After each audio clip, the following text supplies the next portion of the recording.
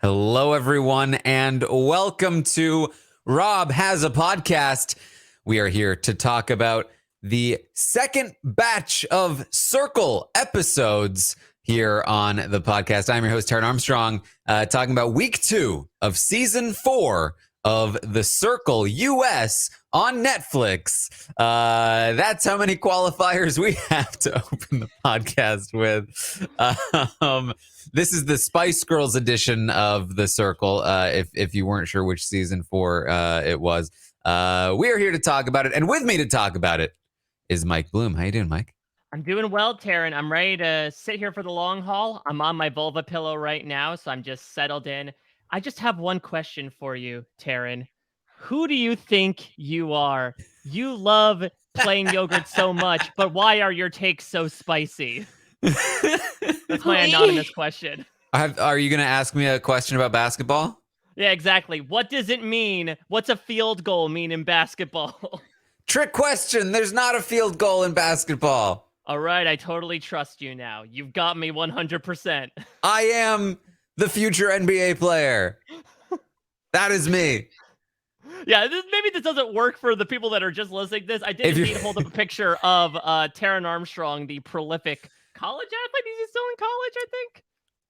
I don't know, actually. Maybe. Honestly, yeah. This doesn't not look like someone you would catfish as in The Circle, right? Yeah. Like younger, handsome-esque white guy. It feels like we've got like one of those every season. So like maybe we'll see a Taran Armstrong show up in season 5. Maybe. Yeah. And for those that don't, there is there's potential that a Taran Armstrong might eventually be drafted into the NBA. Is what I'm hearing about his prospects. It's actually a funny story that I believe this is the same Taran Armstrong that years ago, when he was still but a child, messaged me on Facebook and went, "Hey, fellow Taran Armstrong." Oh, wow. You slid into your DMs? There's not many of us out there. I mean, yeah, that is wild. I don't have a lot of Mike Blooms. I have like the former CEO of Family Dollar, who was featured on an episode of Undercover Boss. I have a former member of Rilo Kiley, and I have a hockey player who, if you Google said hockey player, my picture shows up instead of that person's picture. So I do apologize, sir, for stealing your identity. Oh man, I feel like your picture shows up in a lot of Google searches. Just in general, like if you Google like marzipan, my picture shows up. I swear, I'm not seeing it now, but I swear that like I think it was after talking to somebody that like that was like, oh, if you Google best Big Brother players, like their picture would show up. And I swear, when I Googled it, I swear I saw your photo at one point. Oh my God! Well, secret's out. I am I don't one of see the it best now. Big Brother players. But we have another person here with us as well. Hopefully it's one of many Sashas, but we have a Sasha joining us. Sasha, how you doing? So good. I'm here. Just add gas because we're moving, okay? And while y'all are talking, I had to Google my name, and yeah, just a bunch of doctors, which is like, it's like, how embarrassing can it be for me, an Indian Jew who's not a doctor, for only doctors to show up? So, it's just like, Mom, just don't listen to this podcast. It's already But me isn't not a doctor. isn't that the idea of like natural balance being brought to the world order, though? Of like, there are so many that there needs to be a Sasha Joseph who does a celebrity gossip podcast to just make sure the world is right. I am single-handedly holding this earth together. You're welcome, everyone. Man, it's a shame we didn't have the imposter version of the Circle to talk about. It might happen one day. Who knows? I mean, we'll talk about maybe like the direction the franchise is going. Who the hell? I mean, there was a celebrity show though, right? Wasn't there a celebrity show called like Who Do You Think You Are, where like people who had the same name as celebrities would meet said celebrities? I'm pretty sure, which again shows like how TV can sometimes scrape the bottom of the barrel when it comes to ideas. I'm pretty sure that's been done before. Jimmy Kimmel does that, right? That's a recurring bit on his talk show where he'll have like these people with like an Arnold Schwarzenegger or whatever on like a Zoom, and just like talk about how, oh, tell me something interesting happening in your life. And they're like, besides my name, nothing. But that's the only thing I remember. And it's like a segment, but what Like, wait a minute, what's it like to have the name of a celebrity? Yeah, people they comment on it. Yeah. Yeah, they think that I'm some more famous than I actually am.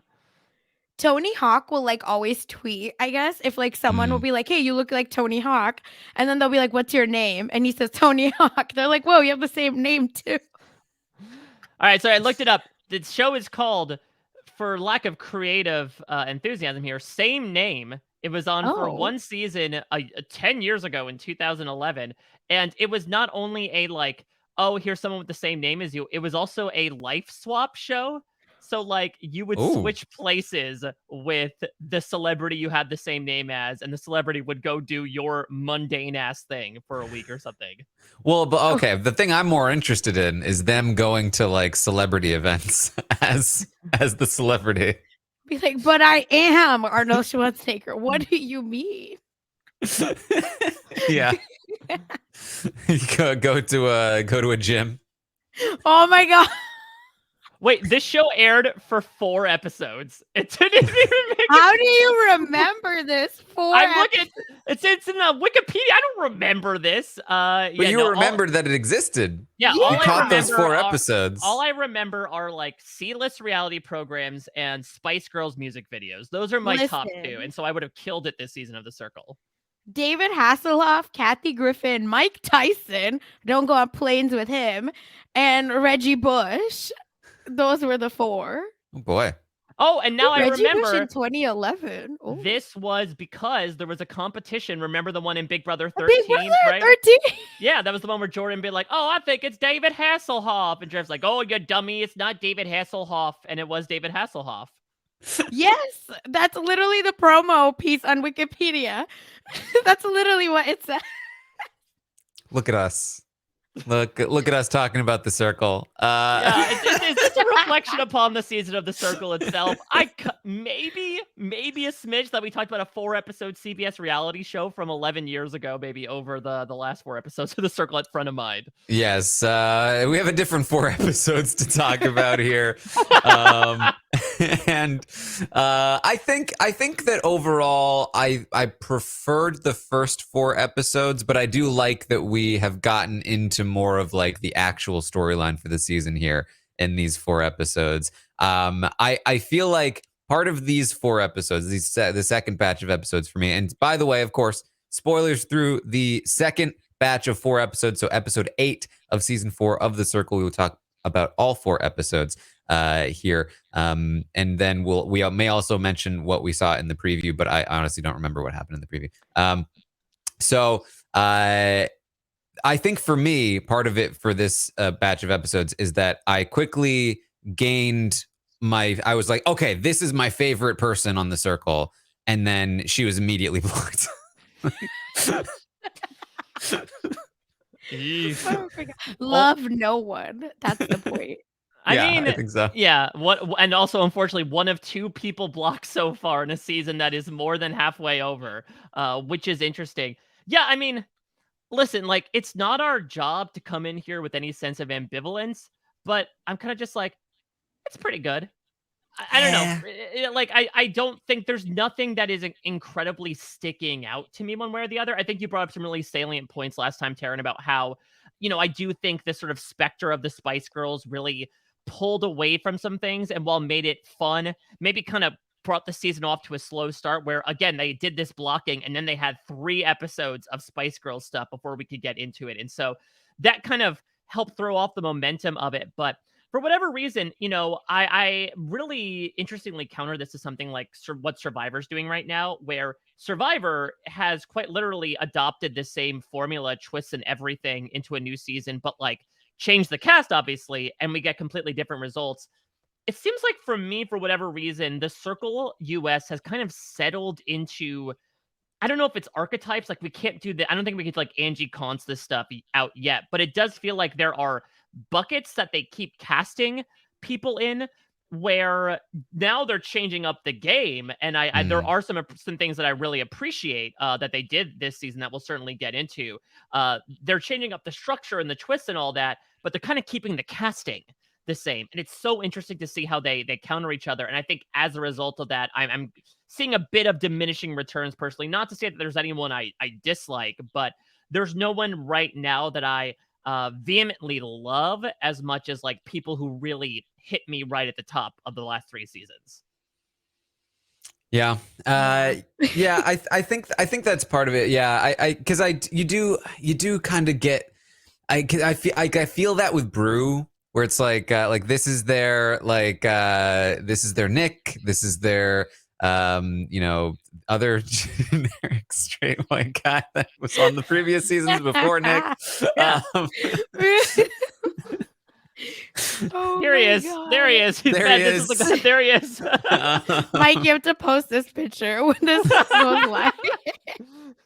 And I like Brew. He seems fine. And I like Frank a lot. I think he's really funny.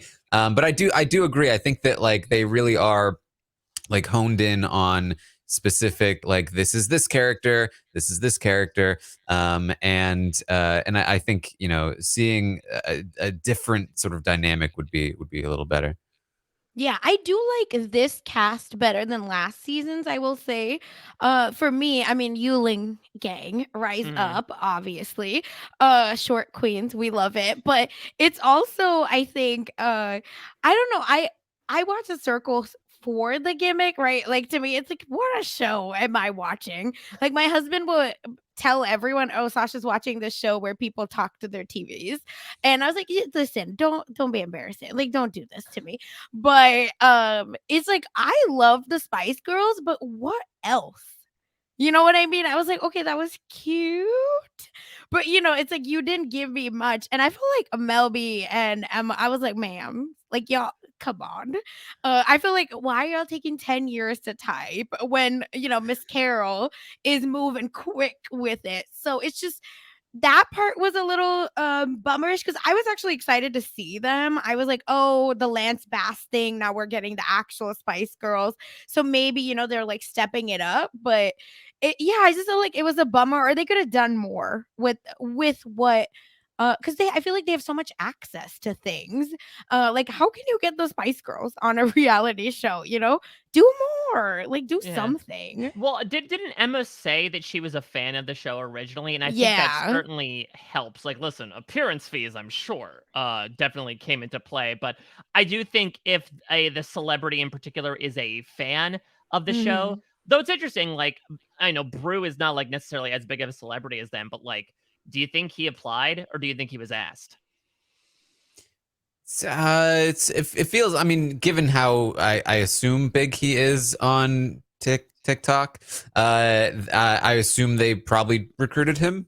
Yeah. But, who knows? I feel like, given the fact that in these episodes, we see that like the biggest thing for them to talk about is like, guys, the Spice Girls were here. let me tell you about how exciting that was for all the new people. It's like, oh boy. Yeah. That's true.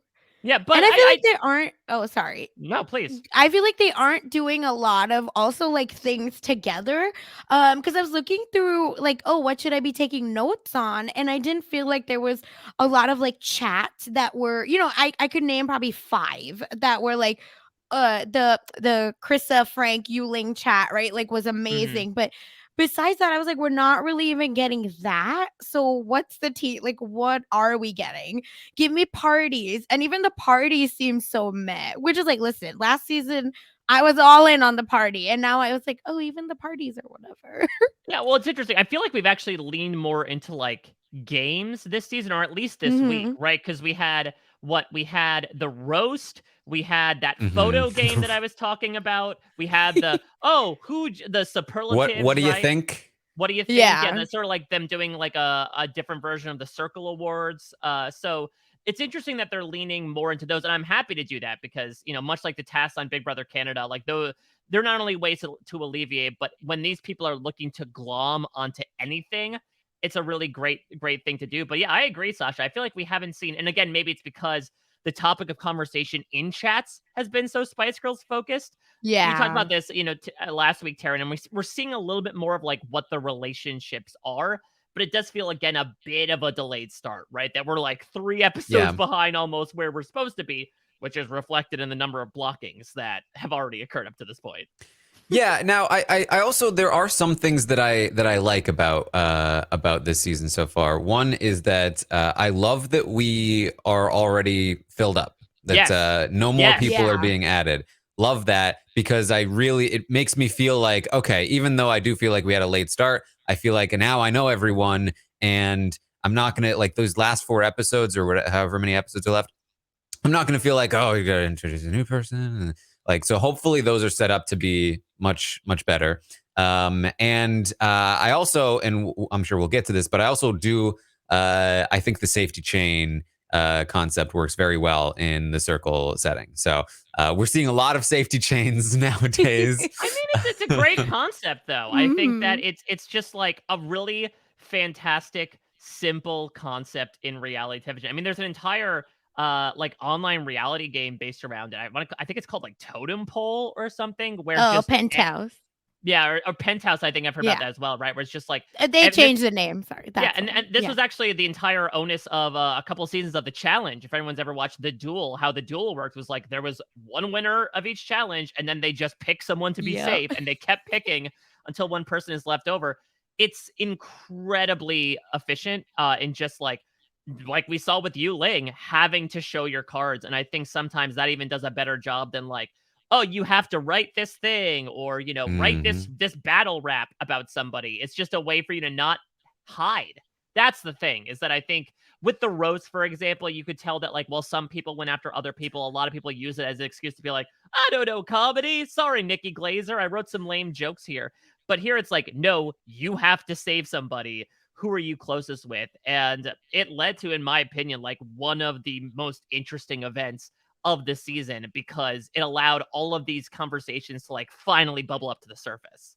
Yeah, in the way that the, like, Spice Girls vote was like, oh, look at the tension that this will cause, and then immediately what we see at the start of these 4 episodes is that, like, nobody really cared. It was like, it was such a compliment, everyone, and nobody actually minds. And the fact that, like, they've played up like everyone's on to Carol, but, like, it's become clear nobody really cares, which Literally. is fine. Like, it's fine. Yeah. Just like, if that's your primary conflict, then it's not a conflict. So don't play it up like it is.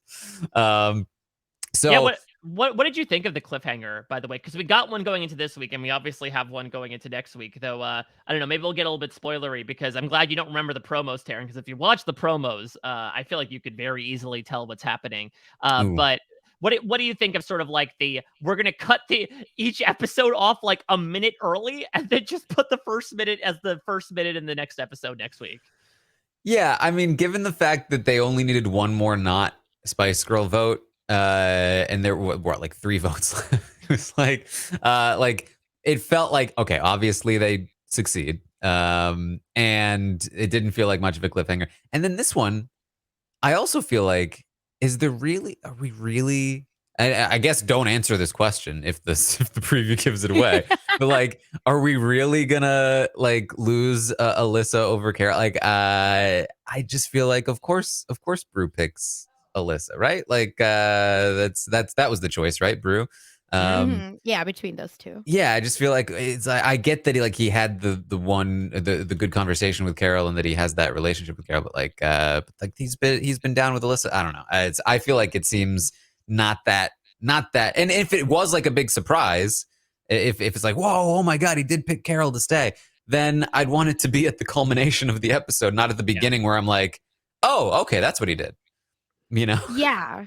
Yeah, that's the big thing. I just don't understand why these kinds of shows, right? When you're a Netflix semi-binge show, and secondly, you're it's pre-recorded. It's not live. So I don't understand why you wouldn't leave us actually wanting to talk about it more. Because to me, if we knew the answer, I think that's what we'd be talking about. We're to analyze the safety chain and really talk through it all. And now we're just kind of like, well, yeah, the preview kind of gave it away. Cool. I feel like it almost lets the air out of the suspense. And even the Spice Girls one, to me, that wasn't even really a cliffhanger. I was like, whatever, you tried it. But with this one, I was like, you're trying so hard, and I don't know why, because I'm gonna come back to watch the finale. Like that's the worst for you to leave a cliffhanger on, because more likely people will come back for those four over these four that we're watching. So it's so silly to me, and I just feel like they kind of played with us a little too much, and I don't appreciate it. That being said, again, like that is, the lowest point I would say of overall. Again, I think a very strong thing to put in here. Yeah. It is a little sucky that we've again only had 2 blockings in 8 episodes, and it means we're probably going to get a little fast and furious moving forward. But if it allows eliminations like this, and especially, I could not agree with you more, Taran. As soon as we got that announcement of the circle is now completed, I was so happy, because not only do you talk about like throwing off the flow of the edit with having to introduce somebody in, basically the penultimate week or like the last 5 episodes, but also like they never have a chance at winning, right? Either they are fodder, Nor like do when you really want them to. yeah, That because you part. haven't been like they might have some rootability depending on their personality, but like you haven't been following their journey the entire season like these other people. So I feel like it really is just like a lose lose lose almost. You could become the Jack and Lisa when they were playing whatever his name is, John, I think in season 2, where like they barely make the finale because they're not a threat, and then they finish in 5th place because nobody knows them. Or you could be, I think her name was Jackie last season, right? The really tall gamer girl who like Mhm. came in and immediately got eliminated. Like those are the 2 paths to take for really late entries. And so, I mean, we'll see what happens with Everson and Trevor / Imani, but at least now they have a bit of a fighting chance, and that now they're entering a little over the halfway point instead of like, hey, you're a couple days from the end. By the way, here's someone new. Hope you get to know them, because they may or may not be able to help you win at the end. Yeah, it's also it's strange to me that Trevor is. I mean, we talked about this last week, but like that Trevor is introduced so late, and it kind of feels like an afterthought. Given, I mean, he's the he was a profile on the Yeah. show. I Like, love it. Do you think Imani's coming next? Oh my yeah, god, that's the safety chain. that's Like the next true season, safety it's chain. Imani.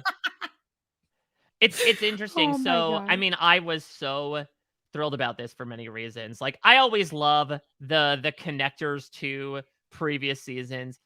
Now, look, you do get things like, Paulie Calafiore and Brandon Hands, but like there's fun to that story objectively of like this person competed previously. But it's so interesting from Trevor, because to your point, Jared, he was technically in a season of the Circle, and I would just love like the fact that he has probably been through 2 years of her like taunting him, being like, look what I was able to do. I won all this money. He's like, well, you couldn't do it without my face. And essentially, I would imagine the conversation went, well, I bet you can't do what I did with somebody else. And he's like, you're on. And then that's where we are right now. And you saw how pumped he was that the prize money was $50,000 more. Oh, And yeah. you know Yeah. that, like, I'm sure part of that was like, oh, 50 more $1,000, especially because it's very real to him. He's experienced Yeah. the prize money before. But also, there's come on, there was a part of it that was like, I want to make more. I want to make more than her. No, and what a draw, right? Like, why? That's a great draw for us as fans to see his journey a little bit more than the shortened episodes that we're getting from him. It makes no sense because Mike, you already said this, but they have lesser chance of winning than the original, like original anyway. So to me, he already has an excuse if he doesn't win to be like, well, I wasn't in at the start, because I think Delisa was, right? Yeah, At least it was, Mhm. yeah. right. So see, already excuses. Yeah, I'm intrigued by the choice, and I don't necessarily know why. When I talked to James last season, who is, one of the seldom people who does win as a late entrant, like he seemed to believe that like he showed up there same day one as everybody else and was just told by production like, "Oh, hold on. like when somebody's letting people go at like on like a carnival ride and like, okay, 4 more. Oh, you have to stop right there and hold up for the next one. Exactly. Like, and his friends got to go forward and he had to stay behind. And so eventually he ends up getting on, this $100,000 ride. But I would love to get in the brains of production and have them figure out, even when it comes to like, why were Rachel and Alex brought in later? Like, why did they decide on the groupings they did at that specific point in time? Because again, going back to this sort of like chart of the later you come in, the lesser your chances are of winning. Is that like kind of putting the thumb on the scale and being like, I don't think they have a great chance of winning anyway, so like let's just throw them in episode 9? Yeah, it seems like that might be part of it. I think that we've definitely noted that the circle is not, it's not Big Brother, it's not Survivor, in the sense that like to varying degrees, we sort of have a pretty good sense of how involved production is on those shows. Circle maybe a little more involved. I mean, they literally control all forms of communication with players. So they can definitely put themselves on scales, and the stagger time is a huge part of that. I think I'm hearing a bit of an echo. I think from Sasha's end, maybe if the volume. Yes, yeah, I think that was it. Maybe the volume's just a little too high. Yeah, I was still hearing it. So yeah, I mean, I think that it's what I hope that they continue the trend of just like having everybody in by the second batch of episodes. And really, like, if we remove the Spice Girls element from it, I feel like we could have introduced the final players like early on in the second batch of episodes. And I think that would have been like ideal. So yeah.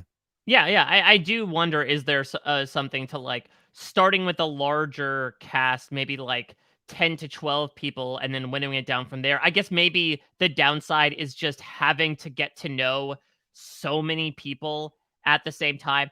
But I don't know. I feel like as us who are fans of shows like, Yeah. again, Big Brother and Survivor, where we're used to getting to know 16 to 20 personalities over the course of like a 1 hour, 2 hour episode, I think getting 4 hours essentially to get used to 10 to 12 people is not completely out of the realm of possibility. I do think part of it too, I'm sure, is that like it prevents like a group from steamrolling, in the sense that like if you add in new players, every time, then it gives the opportunity for like a player to be like, oh, hey, I'm gonna grab these people. It's new meat to grab. But I feel like their twists are so twisty turvy, curvy nonsense anyway, that they've got plenty of opportunity to do that. So yeah. And there's always ways to, I think, like bring some drama in, right? If there is a big group, like Rachel, that's what I'm trying to figure out, is like, is it self-inflicted? Is she, she's like, am I the drama? And other people see her as the drama as well, right? So there always will be people, or at least they should cast people that are, always gonna throw the match and run. And Rachel, I feel like, is that. So if you have people like that in your major cast, doesn't like in the starting 10, isn't that enough to where that now Rachel doesn't want to talk to 5 other people in the group? So any new person, Rachel's now gonna take as her number.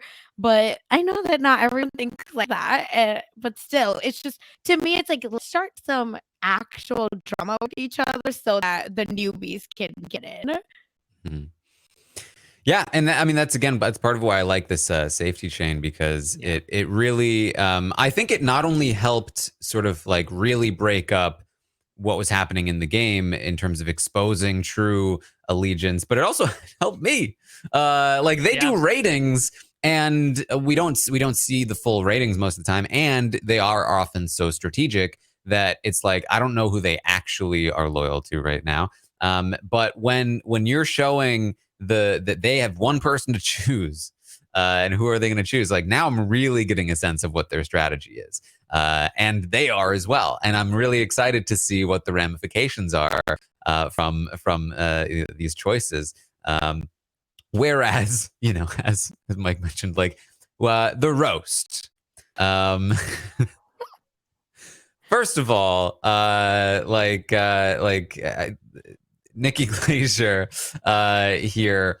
How did she was like, hi, I'm comedian and like roaster Nikki Glaser. If anyone watches F-Boy Island, she's the host. Yeah, I was gonna say, Okay. Taran, did you know her more or less than you knew Lil Yachty last season? More. I've definitely heard of Nikki Glaser. I feel like I saw her on what was that show that the one with the points that what's his name, the Nerdist guy hosted.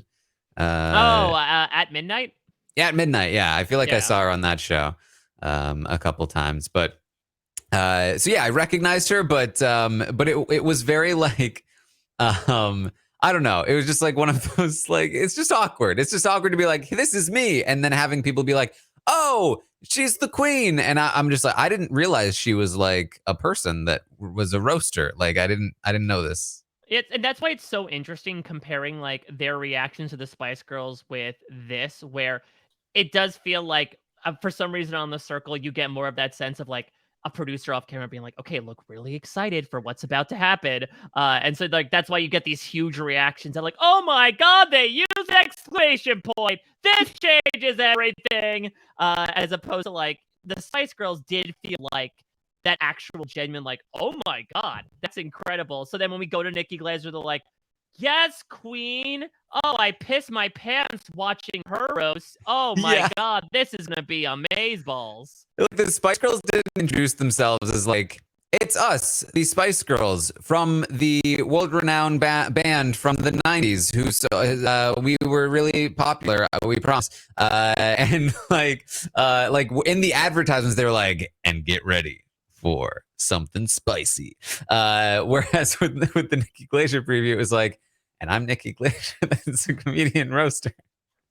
She's like working really hard because her new show is coming out on E, and literally in every commercial, she does almost like a tailored promo where for the Kardashians, she's like, "Oh, I know you're like wanting to watch rich women. Like now watch me move in with my parents." So, and I've seen her on a few promos like that where she does like a very deep one. So I was like, they're making her work hard now that she got her own show. So it's I don't remember her as a roaster. I was like, I just seen you around, but I literally had to look her up to be like, what roast has this lady done? Yeah, that was my thing, because I recognized her as a comedian. I just didn't know she had a reputation for being like the roaster. No, I feel like more so like Jeffrey Ross is probably the most well-known roaster, but they probably couldn't get him. It is interesting though, like I don't think Netflix is under the umbrella of the show that she's on. So I find that interesting as to like, is there, obviously it's not cross promotion because she's not explicitly referencing it. Maybe she has a special that's coming out on Netflix as well that they like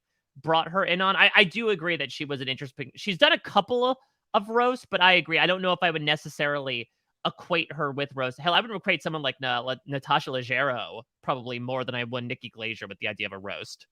Yeah. How did we feel about the roasts?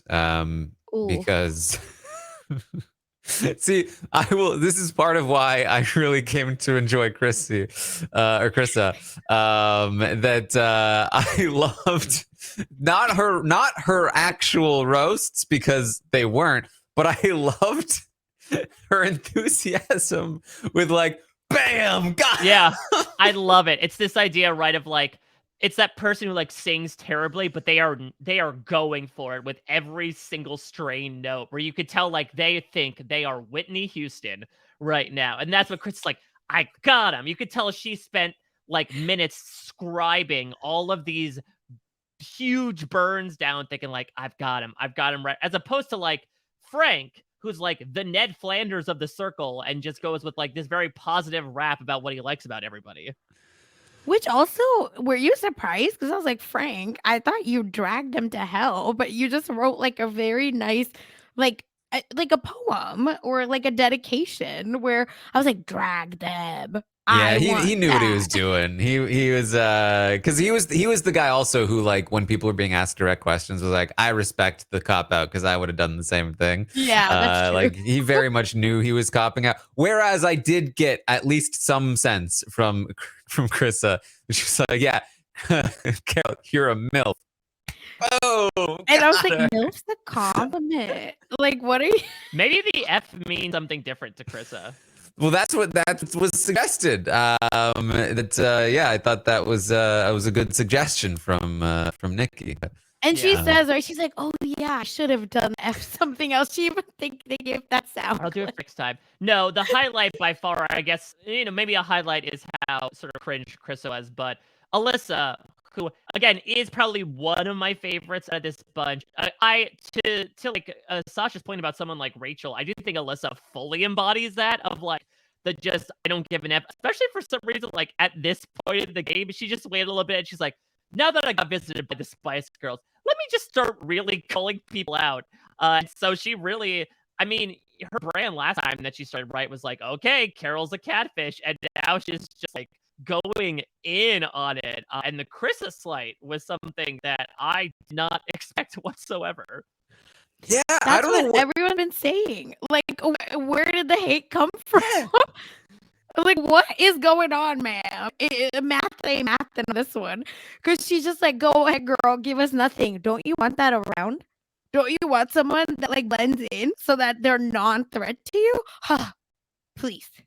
See, yeah, so that's what I think that's part of the disconnect for me in these batch of episodes is that we are catching up now a bit to the relationships, but like they're not always playing out how I feel like I thought they were going to. I don't know. I assume that what happened here is that Alyssa now feels like, okay, I'm playing strategically. I have a good enough relationship with Carol that even though I think she's a catfish, I don't care. Whereas Krissa is a big threat to me. And so because she's too likable or like for whatever reason, she feels like she's somebody that could win. And I think that's probably a decent call. But like, I feel like we're not, I don't know that for sure. Cause I feel like it wasn't really explained to me from Alyssa's point of view. So when she's like going in on Krissa and then like really like gets Ling to take Krissa out when they're influencer, I was like, whoa, like where I was like, I hadn't followed. I thought she was going to go for Carol. Okay. But she's not there. Okay. So now she's over here. And I just feel like I'm not following the through line here. One question I had was, were the roasts, so clearly like they wrote the roasts, right? And they submitted them and, some PA like ran them over to Nikki Glazer to read on camera. Did that happen before or after the ratings? Because I'd be interested if Alyssa wrote them after. Could it have been, well, Krissa finished on the bottom, so like, let me just kick her while she's down. If I'm feeling a sort of way, I would imagine some other people are as well if she finished in 6th place. Possibly. I I got the sense though that she saw Krissa as a threat. But I don't know why, especially since she did finish near the bottom. So it's like, I don't know. Brew ends up winning the roast battle. I feel like his were fine. I feel like Rachel was funnier, no? I was like, oh, Rachel. Maybe because I didn't expect it from Rachel. So the bar was lower versus I think for Brew. I was like, yeah, that's kind of your job. So maybe that's why. Yeah, but also that's my bias, but still. Rachel kind of has that job too. I know that she's sort of like washed up by being like, oh, I'm a ghost hunter. She is like a production person behind Smosh, which is like this big popular YouTube channel. So like, I didn't know she was. Yeah, so like she's she knows her way around framing her words in a certain way. Yeah, I did like you, Ling, here. I'm mean, but I'm not. I don't know if I can be funny. That's me. I was like, that was funny. You, Ling, you are very funny. But then her roasts weren't that funny. I was like, what are you saying, girl? It ain't no. Yeah, like I literally on my notes say horrible. Like I didn't even write it down. Frank had skeletons in his closet. I was like, what? Like, is that meant to be offensive? Like, am I supposed to take offense behind that? Is Frank supposed to?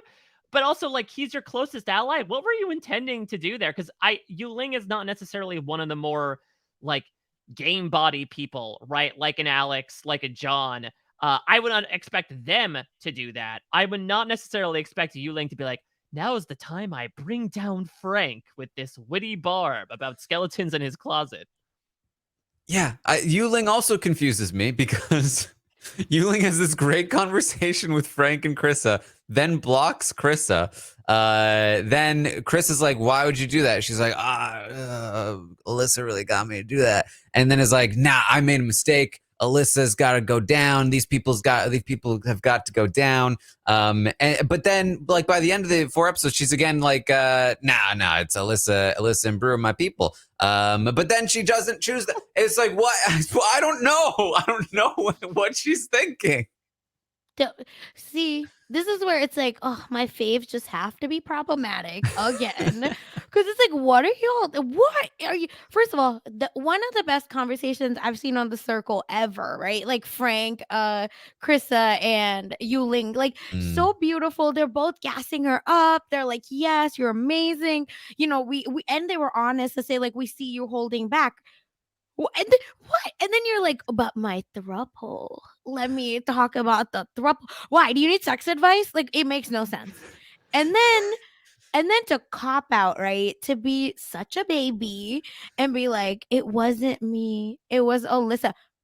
Please, woman up and just own up to it. Because if you really wanted, Krista to stay, you could have, because you are the number one influencer at the end of the day. But you couldn't do it, ma'am. And you took the L. And then she was like, Brew, he gotta watch out for Brew. What? Where did that come from? Brew's so nice. I love it though, because like you said, it just seems like she wakes up like 5 minutes later and is like, what did I do? Oh, okay. It's like Dr. Jekyll and Mr. Hyde of like, what did this other person do while I was asleep? All right, now I have to go clean this up. And it's always really entertaining when they find them in power. I mean, let's go to that blocking with the Yuling Alyssa stuff, because again, I wish we saw more of it as to why they kept Carol. I mean, I have to imagine it's, well, we know she's a catfish, but she trusts us. And so therefore, like, it doesn't matter, which I think is a really cool evolution of the whole catfish mythology, right? We have sort of been beating this from heaven upon high for a while now of like, why does it matter what their picture looks like? 90% of the time, they're just acting like themselves anyway. I know that with some people, there's an internal logic of like, if they're lying about this, what else are they lying about? But I really appreciate that you have people like Alyssa and like Brew very explicitly be like, I don't give an F.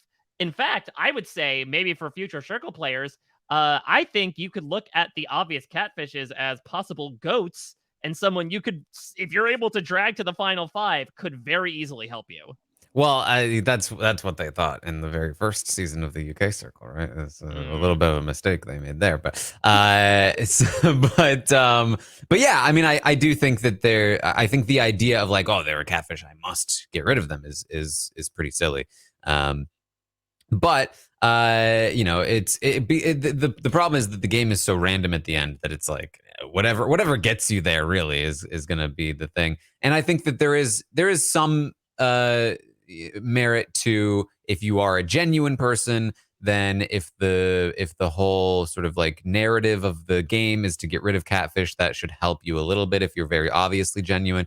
And then there's also, I think, some merit to the idea that if somebody is a catfish, they're probably a little bit more likely to be doing strategic ratings, which can either help or hurt you depending on what they think is strategic at the time.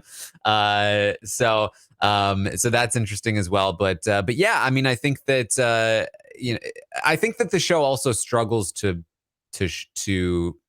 present that mindset. Like, even though we are seeing them explicitly say, because I assume that at this point they're like, well, we can't ignore it at this point. They don't care. We're still seeing like, oh, but what if Carol's a catfish? Like, they don't care. So it doesn't matter. So we don't need to see it because it doesn't really, like, it's like, oh man, Carol's going to get caught about this. Like, oh, and I did this time enjoy the sex talk about his mother. I asked for it. I said I don't care about the generic like, oh, I'm talking about sex. I wanted details, and we got details. You got how many nerve endings? Like, why was Mel B needing that? I was like, you don't. How many years have you lived on this earth and you didn't know all of this? Mel, you're killing me. And then the vulva hug, I loved it. That's the content I would like. I mean, the content you like is the vulva hug. Is that what you're talking about? Like you want to see that it? was so funny. Like that's when they were like, "Oh yeah, Carol can't be a catfish. No kid's gonna."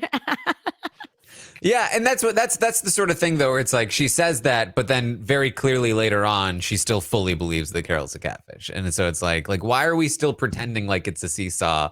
Like it really matters. Right. Like it's fine. Like how about we lean on the fact that like this guy is going through with this for no reason because they don't believe that he's Carol at all.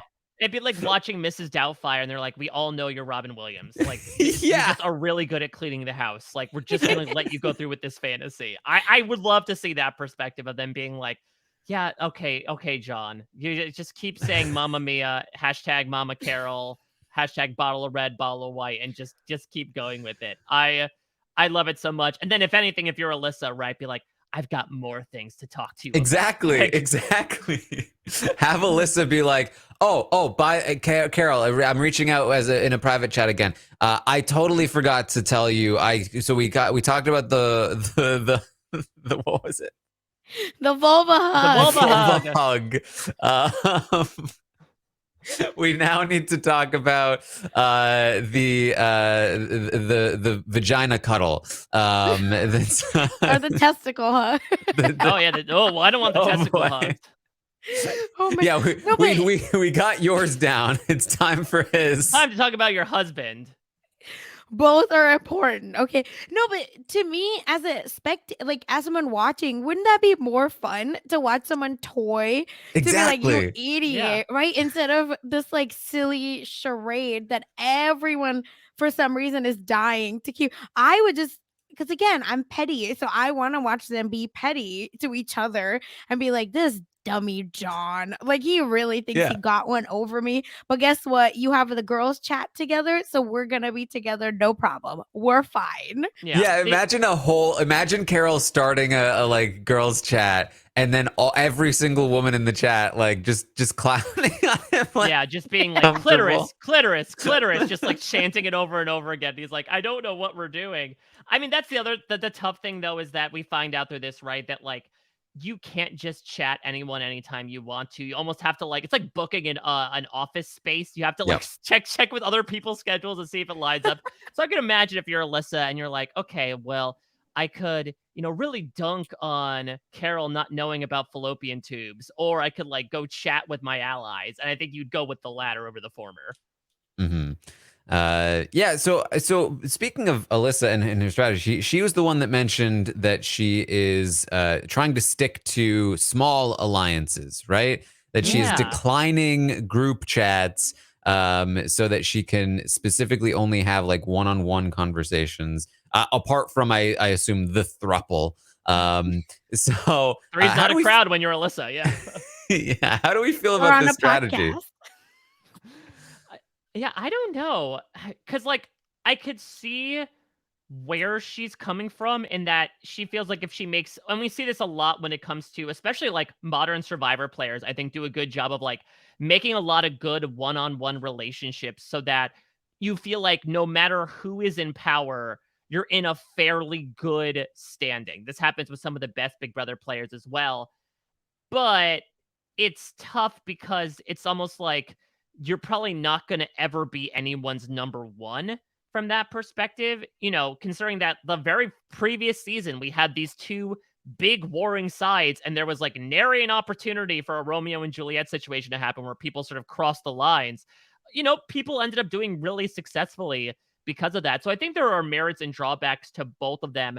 I also think from Alyssa's personal perspective, she is someone who has talked about like dealing with anxiety, dealing with like her own social mishaps, as it were. And so I can imagine from her own personal perspective, even if it doesn't make much strategic sense for her to be like, I can manage one-on-one relationships a lot more than trying to figure out where everyone in the group stands.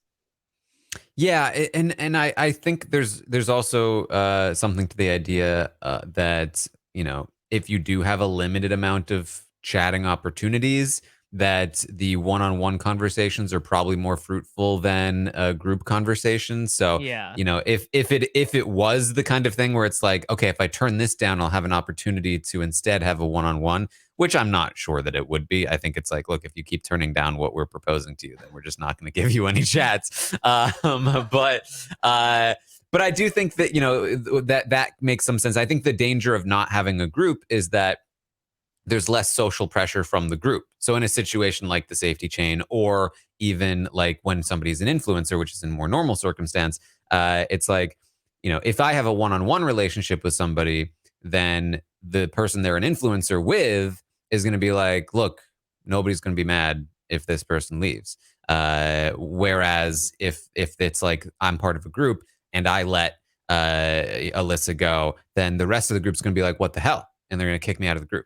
And so there's more, you know, incentive to stay loyal to something like that. Although in the safety chain, we didn't exactly get the results of that either. So, you know, it's a tricky thing. I do like that Alyssa is thinking strategically, and I think she has some interesting ideas. But there are some choices that I'm like, what? Huh? Does that make sense? I don't know. And she did. I mean, it looks like she's gonna narrowly escape this safety chain, but she may also be out from the safety chain theoretically. So who knows? Yeah, and I think also if you, and this is coming from like the gossip mindset, but if you turn down, a group chat, right, or a group anything, I immediately have someone I can now like gossip about to be like, Mm, why Mm. doesn't Alyssa not like us? Does that yeah. mean we now all have the same, person to not like? So to me, that's an immediate, so easy target that I can just be like, yeah, you can make your one-on-ones, but I know that when all of us want to get together, you're not wanting to be with us. So that must mean that it's either you hate me or you hate my friend or you hate this third person.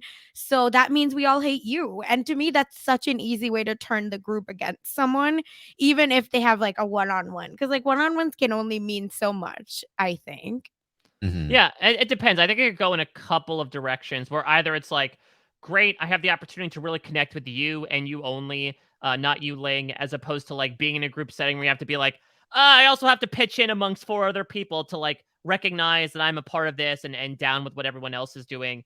But I could also imagine a situation, and we see this with the reputation behind Nathan, of Mhm. like, if you are actively pursuing conversations, it can really, bounce back on the other edge of that sword as like, okay, this is gamesmanship. Like, you're not just reaching out to see how I'm doing or to like get to know me better. Like, you're clearly doing this for some ulterior motive.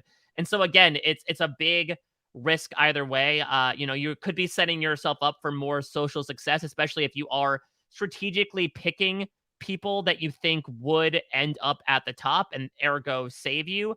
But at the same time, you could also be opening yourself up to your point, Sasha, like gaining some sort of reputation that might end up biting you. Yeah. I think the way to go is what I think we see Frank do, which is the tried and tested formula of having a one-on-one with somebody, bonding with them, being like, hey, we're going to watch each other's backs. You know what? I just had an idea. Why don't we bring a third person into this conversation? Mhm. Mm. And what's great about that is that you've now developed like the one-on-one, and you've made them feel like they're the number one. But now let's bring in a third to reinforce this, like a third party kind of, bringing them in. But now also that's going to reinforce the social pressure of now, if you betray me, this other person's going to know and they're going to be upset with you. And also they're going to reinforce our numbers, but really it's us two over this person. And ideally, you've already had a one-on-one with that person as well, so that it's like, hey, look at me, I'm acting you two now, and that's I think that's kind of the best way to go about it. Yeah, and I really like it as well because really more emphasis on social and social strategy, Mhm. I would say, but still, I think very effective in cobbling those numbers together. What did I think he ended up number 3 Yeah. in this past blocking? I mean, I would be surprised if in any future blocking he fell anywhere beneath that. I think, you did have, who is it? Someone attempted to call out the whole like, oh, Mr. Nice Guy thing, but I don't think anyone genuinely believes, despite what Yuling's odd roast tried to make it feel, that like this guy is not genuine. And I don't know if anyone generally looked at him as like this giant threat yet either, because there are so many people right now. I think Frank is just vibing so well with everyone, and now he's able to utilize that social capital and not just be someone that's like, well, they trust me. To your point, he's able to sort of like weaponize, take all these different pieces and assemble a Voltron of not an alliance, but like a bunch of people that would protect Frank. That I think it's a very effective game, and unless there is like some random twist like we saw here that like puts the power specifically in the hands of one person that might not like Frank, I think he's doing pretty damn well for himself. Yeah. I think that's why Yuling is great too, because her and Brew have that conversation. Brew has like a strategy. He's like, I need to get the tea because I'm jealous of Nathan, right? And he's just like going in and he's like, I'm gonna get all of this. And then they genuinely have like a serious conversation. And then when it ends, Brew literally says to us, or to the ether, that, oh, I actually didn't end up talking about anything, strategic, and we actually connected. So that's where I can see where, now immediately that's a one-on-one connection that's actually past game, right? And that actually is tight. So I understand that piece as well. And that's why I think Yuling got rated so high, because she's being so genuine and everyone's kind of like not strategic with her and actually just pouring their heart out. So I do see that piece. I just get stressed that, if I'm in a group chat with someone and then you're the only person not part of this group chat, my group might pressure me to get your ass out, even though you and I have a great. People started being like, oh, okay, that's how Yuling's playing. And it just shows how, once you actually get power in your hands, it's incredibly valuable what you do to exercise it, because it can either really embolden the perception that people have of you, or it could really cause them to crook their heads and be like, that's not the Yuling that I thought I was making a deal with. Yeah, last week when I was looking at Yuling as one of my contenders to win, I was hoping that her rise would come a little bit later, because it does feel like it came a little bit early, and now people see her as a potential threat, and she was put in a position where she's had to choose between some people. She's already sort of like shown her cards a little bit different times now, and that is potentially dangerous for Yuling's game. But she does have another relationship in the game, and that is with Nathan, the 22-year-old frat boy who is a golfer, and actively pursuing Yuling. I don't think anybody believes that Nathan is genuine. I think this is another example of like they're hiding the fact that like they know that Nathan's not real. We've gotten a couple, like we get comments all the time of like, that doesn't feel like what a 22-year-old would say. And then obviously even Brew is like trying to like really get him with the question. And I think that even when he gets it right, it's like, okay. And he was like so excited. They really played this up of like, okay, what is an eagle? You're clearly golfing, and I thought that was genuinely the best gotcha question of the whole situation. Yeah, but I also really appreciate a lot of what Alex is doing, which is just like, again, it's a little game body for a lot of people coming into Circle. Like, I need to play as myself, but like, I appreciate chaos that gets started. And so when Alex just tells an outright lie about Alyssa, I thought it was gold. I did like that too. Yeah. But yeah, I mean, in terms of like actually being able to trip somebody up, I think the specific question about a thing that they should know was great. But I also did like that. And I do think that Alex has some interesting ideas. I especially liked his ratings when he was like, oh, I'm immune, so I can just completely mess with this and do great things. And he had essentially, from what it seemed like, put a lot of his allies as low as possible and his enemies as high as possible, because normally you'd want to do the opposite of that. Normally you need to have your allies in power so that you maintain your safety. But since he's already safe, might as well put a bigger target on his enemies and make his allies feel like they need people more, and they need, that they're more vulnerable. So I really liked that the ratings that he was getting. It didn't seem like it worked out that well because the ratings still kind of went a different way, but I liked the concept behind it.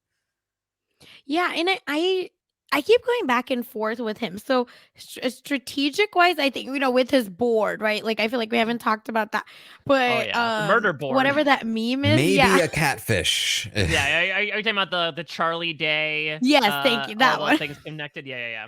That's what he Sylvia. reminds me of.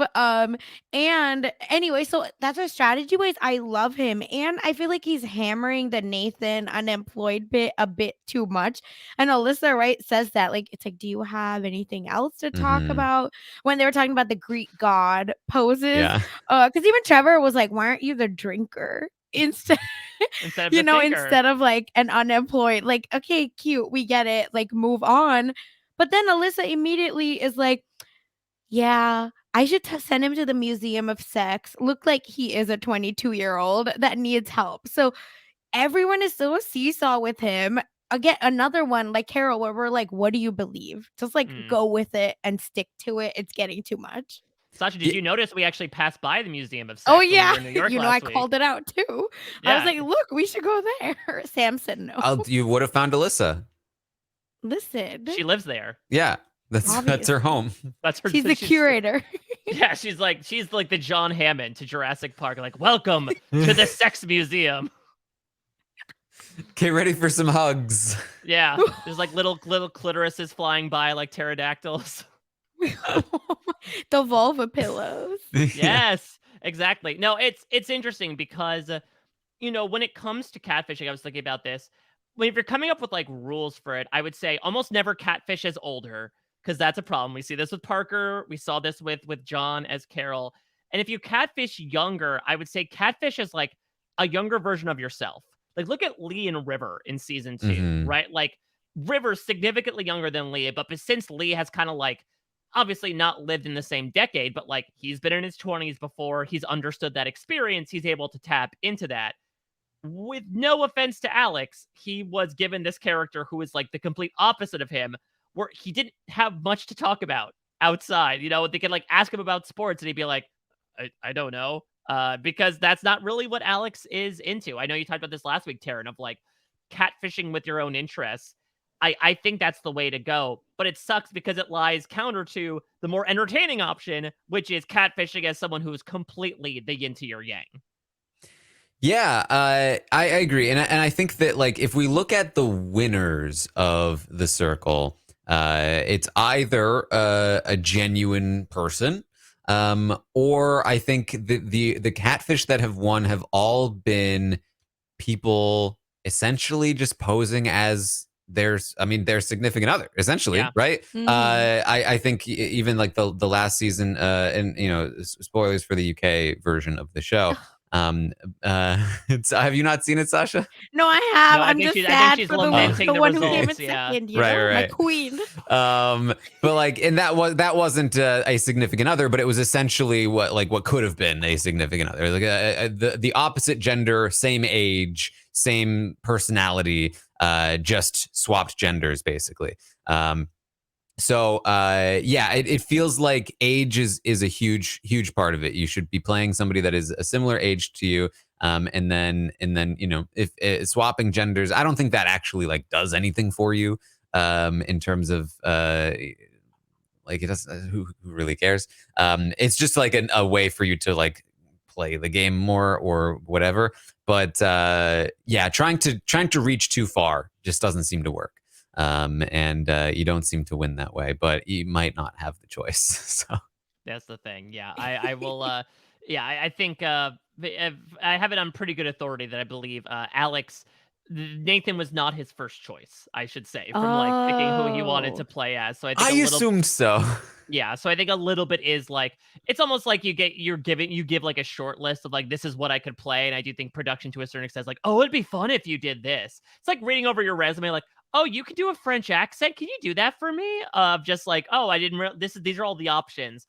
Let me see what I can pick for you that's going to provide the most entertainment. So again, I think that Alex is while a little handcuffed by it, he is trying to bring his spin to it, which I appreciate, even if, to your point, like, even someone like Yu Ling, I don't know if she necessarily knows that he is Alex, but I do not think she feels like she is flirting with a 22-year-old, quote unquote, fun employed ginger boy. A politician. Yeah, exactly. Oh my god.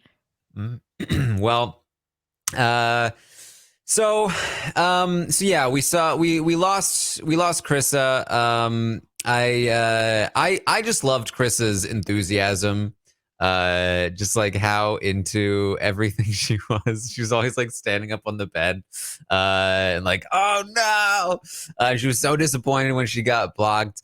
I will say that another thing that I feel like they need to retire in the circle is the goodbye messages that are like, but watch out, not everyone is as they seem. Like everybody says it, and then every time they're like, oh, what? Who are they talking about? But then that person's like, oh, they went to visit me. So it's like, exactly. But now it completely validates the messages. So that's the thing. I don't think they're ever going to stop, because now these dummies are like, by the way, this person went to visit me. You know, the person that just said everyone's not who you think they are. That was they visited me. Just so everyone knows.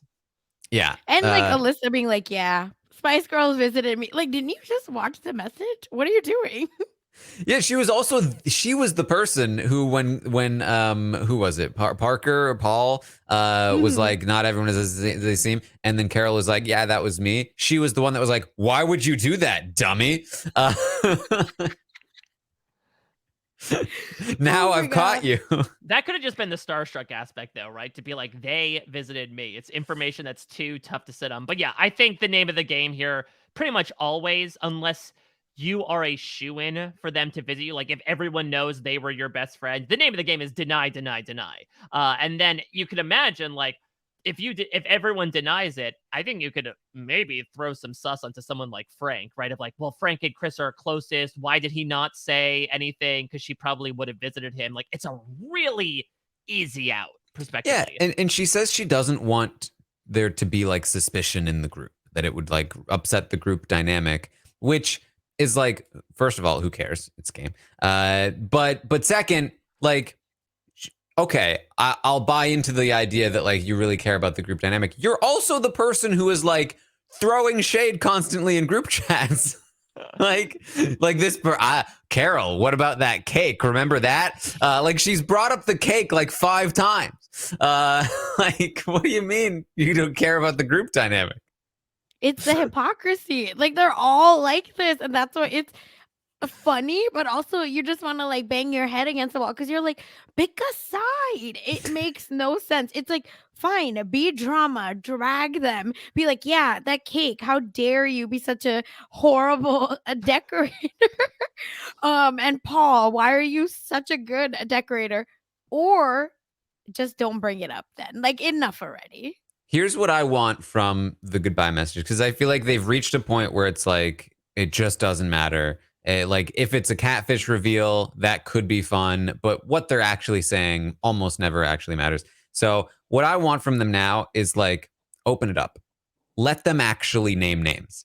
Like let them say whatever they want to say in the things, and just be like, and basically give them an opportunity to be like, okay, I'm going to go visit this person so that I can in my thing say, so I visited Alyssa, and guess what, guys? She's a 40-year-old man. Like, she is catfishing you all. And now Alyssa has to be like, I swear to you, they're lying. Like, they just had it out for me. You know they had it out for me. Like, give me that at this point. Imagine. Let me one-up it. They have to do a roast of every person on the way out. We want to watch fun, like TV. Imagine Krissa.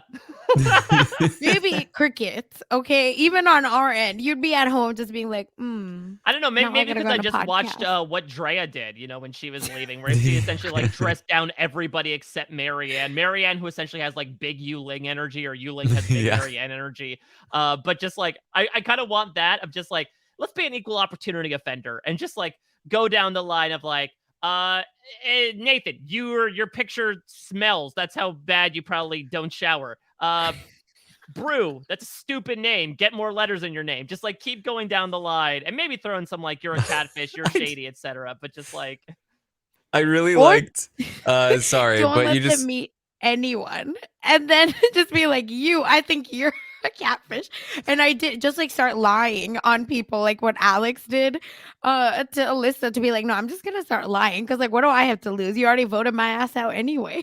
Exactly. That's the like allow them to lie or tell the truth in their goodbye thing. I mean, I think that like I think if you actually allow them to visit somebody and then reveal who they are, that's probably too specific. Like if because you could really like, oh, that makes so much sense that I never would have thought like it's the sun, but now that you say it, I'm getting it. But so maybe you prevent them from lying about the person they visited, but let them throw other people under the bus. Like, hey, I had a deal with this person. They just blocked me. So don't trust them.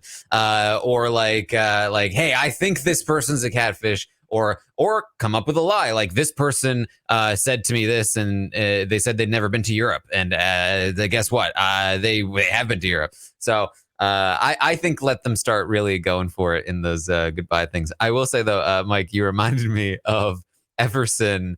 It was Everson, right? Who was like, oh, it's bruh.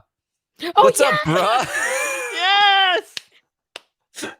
I really now I guess it's the point, right, that it's entirely text, but like I kind of wanted just the sound of bruh to have play for Brew, so it's like he's just gonna call him bruh for the rest of the game. Oh my god! But first he reads it right. He says brew, and then He he does. corrects himself. That's what got me. Yeah, it's called like Starbucks barista, right? Bruh, latte for bruh. This is brew or bruh. His name is definitely bruh. Yep, I got a And cold bruh here. And we, oh my god, and we just got the package right of him being like, I work with 62 nationalities, and I can communicate across differences. And then he's like, bruh, it's bruh. Yeah, he's like up, bruh? Keegan Michael Key's substitute teacher, right? Like, hey, Oh Aaron, my oh, God. I love you. You're in a Hey, heap of trouble, Aaron. bruh. Oh Yeah, god, can we talk about Everson for a second? Because obviously, I think Trevor was the big to-do, obviously, of the pairing. But, you know, Everson's got that camp counselor energy He does. that people like so much when it comes to, like, a social He's a game. cruise counselor. Yeah, he sings. Right? Would you want to be woken up every morning with him, like, singing the good morning song to you? No, absolutely not. No one should wake me up early, like Yeah. for your own good. So, like, if you went on a boat where, like, that was not something you could request, would you, like, be strangling him by the end of that voyage? I'd be like, bruh. Come You on, gotta bro. stop it, bruh. I'd be like, you wanted to throw an under the sea party, you're going to go under the sea. Like, leave me alone. By the way, poor Everson, because dear God, Oh. was he given like, all right, well, you can have this steak or you can have a dog turd. Which would you like to eat? And it's like, oh, I guess I'll have the steak. With no offense to Marty McFly, you know, that's where his parents met, was the under the sea dance. Like, no one's choosing the under the sea dance instead of a toga party. Yeah. Not I. Yeah. I feel like it worked out though, since like he had the opportunity to speak with like a smaller group of people to start it out with, as opposed to like a bigger group where you probably couldn't get as deep. Not that it really went that deep in the under the sea party, but you know, I feel like it for a second there, it would have been really funny if it was just him and bruh together. And he still Oh got my his name God. wrong. Imagine, because the typer, so whoever the production assistant is, can you imagine them being like, it's brew, but then he has to write BRUH? Yeah. And do you think Brew would take offense to that, right? It's sort of like the don't spell my name that way. Okay. Do you think Brew has ever had to deal with this where it's like, they just typed bruh with an H. Are they just calling me bruh? Or are they getting my name wrong? I don't want to correct them. And then they're like, oh, I was just saying bruh. And because also like, even if they weren't just, now they have the ability to say, if to pretend like they were just saying bruh. And now it's just a whole thing. And so he might just be like, all right, I'll just let them call me bro. I don't know. That's a very unique situation. I'm trying to think about another time where like you can't tell if someone is making a nickname for you or not. Like I guess if your name was like Dude, Dude with an accent above it, and people are like, dude, and you're like, are you spelling it wrong on purpose, or are you calling me a dude? Well, that's like when I was younger, people would sometimes mistake my name for Terrence, and so I didn't know Terrence was a name, and so I thought that people were just like pronouncing my name plurally. Like that's it's a weird quirk of yours.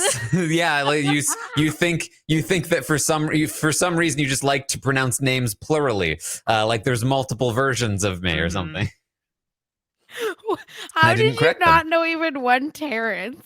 I was like 8 years old. Oh, There's okay, a limited worldview. Yeah. Like, you don't meet your first Terrence until you're like 13. That's a right. I think my first Terrence was South Park. So. Oh my god! And you were like, but there's only one of him. Yeah, I don't get it. That's so funny. So you think if he was called Bruce Bruz, would that be worse then? Probably. I can't. I will say, I think that Everson did a much better job on his invite. Like, it was funnier than the toga party. As the social chair of my sorority that threw many toga parties, I was like, you could have done better. Because we would be like 18 to be divine, 21 to sip the wine. And so we'd have to like come up with all these things because it was at a club and you had to like make it known that it was 18 and over, like everyone could come. So every party had to have that. So I was like, this is horrible. Like calling it lituation, like it's a Greek part. Like stop it. Yeah. Well, I wonder, is that part of like the Imani character? Because like, I don't know. It's tough. I can't tell what Imani's personality is. Obviously, we know Trevor's personality, but like, I don't know.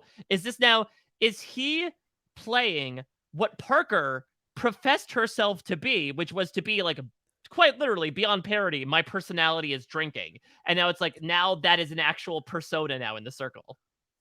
Maybe I feel like I didn't really get a good sense of Trevor or Imani, to be honest. I don't know if there just wasn't enough time or because it just felt like we jumped right in. And like, cause like Everson, like he just has a very specific, like outgoing personality where you like, you get like, you kind of get a sense of him, who he is. But like Trevor, I was just like I know of you and I certainly see you, here and he has a personality. I'm not saying he's boring or anything, but I don't really know like what his goal is. Like who is Imani supposed to be? Like what's the game plan? Like, I feel like we haven't really heard that yet. Yeah, I don't know if he knows. That's the thing. I think he's just like going with the flow, it feels like. Well, it doesn't help that he came in, right? He's like, throw a party. Great. Now you have this antivirus software. It's like, what? But this isn't the circle my wife played. What the hell is going on? He's like, let me live. God. Yeah, I like that they go into a private chat to decide who to give it to. And they're like, so nice to meet you. Yeah, that's the wild thing. They're like, oh, nice to speak with you. We haven't been able to in 2 days since we've been together. And then they're like flirting and getting to know each other while they're trying to decide who to give safety. I was like, what is going on? Like, how can y'all not give them enough time at the start? Yeah. Do we think that the safety chain would be better if they had a little bit of time to chat in between? Like maybe publicly, maybe they give pleas. I feel like the problem would be that it would be too structured. It would be like, okay, this person give a plea, this person give a plea. And if it wasn't public, then it would be too controlled of like, okay, this person's going to privately give a plea. So maybe not, but because like I do like the chaos of like, no, please, what do you do? Obviously you're going to give it to me, right? But I feel like, yeah, it probably wouldn't work on the circle. I just answered my own question. Yeah. And I like the fact that it's based around first impressions as well, right? It sort of also throws the old players on their toes. Is like, okay, you think you made this first impression and you're able to move on, but like now you have to impress a new group of people who literally hold all the power, at least in that initial thing. And at least they had opportunities, right? They didn't talk with each other. but they did have the chance to not only do the party, but then also do their own group chat as well. So I think they got to talk with each one of them no matter what the situation. I don't think anyone was necessarily given like a cold shoulder where they're like, I don't even know who that person is. So I think it ended up being fine. And like you said, if everyone was given a chance, then I think that eliminates some of like the, oh crap, oh god, who are they gonna pick? And then just all the, I would say, quick thinking, but I have it on good authority that apparently we will not see the results of Bru's decision until next week. But I have heard it took 45 minutes for him to make that final pick. What? 45? Yeah. I heard the antivirus stuff went until about like 3 a.m. because there was a lot of just stalling and sitting on who to pick. See, I feel like, again, like, why aren't they showing the passage of time? Because that's so interesting. Give me the SpongeBob, right? Like 45 minutes Yeah. later. Like something. Under the sea party, yeah. There you go. But that's wild. So, and other people aren't allowed to chat, right? Yeah, they just have to sit there waiting for Brew picks ... and they just have to sit there for like the length of an episode of television, essentially. An entire episode of television passed between, they could have watched a Netflix episode or something before the results came up. I like the idea of Brew having to be like it's like, I'm not opening the message yet. I'm not open. It's not seen. I didn't even notice the I can that go to it the came bathroom. in. Yeah, Bye. I was showering, and then I took a nap. Wow. And oh man, I just opened it and I'm safe and I have to make a decision. Oh man, what am I gonna this one. Yeah, real big dog move, right? Of like, oh, I left that bitch on red. Like I didn't even take a look. I was too busy doing some really cool things that I didn't even notice you texted me. Yeah, I was busy writing a song, Another roast. I have to keep my game up so Nikki will hire me. Like, we're good. Oh my God, my stomach would be in my butt. Like, can you imagine just like waiting? Because you have no idea when it's coming. And especially if you're Alyssa or John Carroll, then like you're really just like, bro. Like no, you Wait, can't. I'm kind of obsessed by the name John Carroll because I'm pretty sure I think there's an actor named like John Carroll Lynch, and so that's all I think of when you say John Carroll.